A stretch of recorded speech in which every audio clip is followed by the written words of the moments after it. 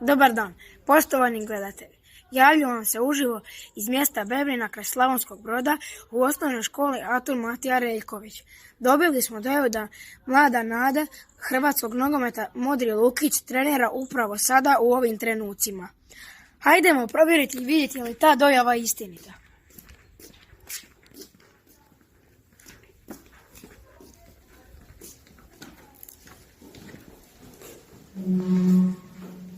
Zaista se nadam da je ova dojava točna, i zato što je ovo javljanje uživo.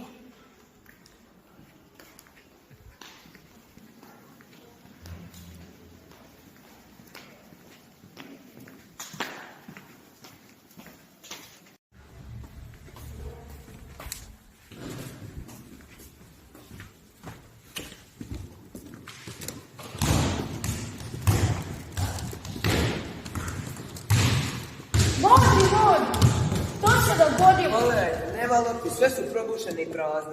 Nema lopti. Ima lopti, ali nisu dobre, sve su probušene, s njima se ne može trenirati. Kako to? Što učiniti, dragi gledatelji? Kako bi i mi u našoj maloj školi mogli trenirati i poslati Luka Modrić, treba nam dobra oprema i nove lopte. Dragi gledatelji, apeliram, kupite djeci lopte i omogućite da postane novi Luki Modrić. I ja ću biti Luka Modrić. I ja ću biti Luka Modrić. ETO pomaže djeci!